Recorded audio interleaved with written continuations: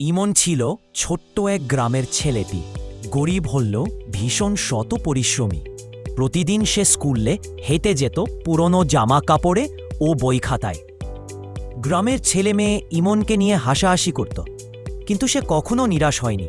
একদিন শিক্ষক জানালেন সততার পুরস্কার প্রতিযোগিতা হতে যাচ্ছে। সবাই প্রচুর ভালো কাজ করতে লাগলো, কিন্তু ইমন তার রুটিনে রয়ে গেল। পরীক্ষার দিন শিক্ষক জিজ্ঞেস করলেন, তোমরা কি করেছে সততার জন্য? ইমন বলল, আমি শুধুই আমার দায়িত্ব পালন করেছি, মিথ্যা বলিনি আর নিয়মিত স্কুলে এসেছি।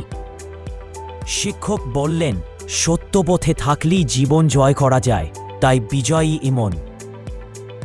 সবার মুখ চুপ হয়ে যায় আর ইমনের চোখে জল চলে আসে। শিক্ষা, সততা সবসময় বড় কাজের মধ্যে নয়, বরং প্রতিদিনের ছোট ছোট সৎ কাজে লুকিয়ে থাকে।